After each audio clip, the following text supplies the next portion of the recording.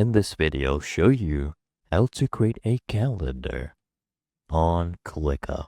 So once we have launched ClickUp, we'll click on this plus view icon. Click on calendar here, and we can name this. So let's say my calendar. Okay, whatever you wanted to name that. And we have a lot of layout options here, so we can go ahead and let's say have week numbers showing.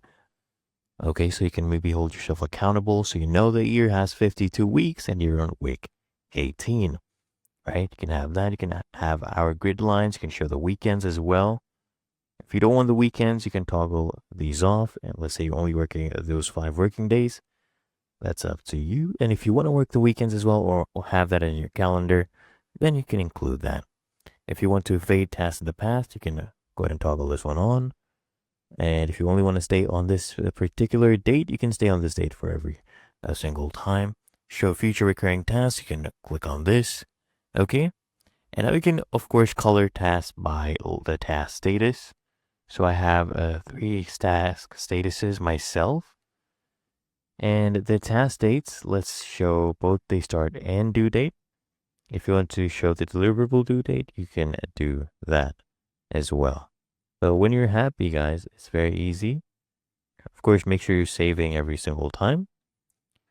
And once you're happy, you can come here and check out your calendar. So I have this task 2, task 4.1, right? So this is what my calendar looks like right now. And if any point in time you wish to use the templates, just come here, click on this settings cog. And then if I come here, click on templates, you can go ahead and browse the templates they have available. You can save this one as a template as well. Or you can update your existing template if you had made this as a template in the first place. So if I show you here, they have a lot of template types. Okay, you can search it up here on the ClickUp templates. Okay, let's reset these filters. You'll see a lot of different options. You just go and look for a nice calendar.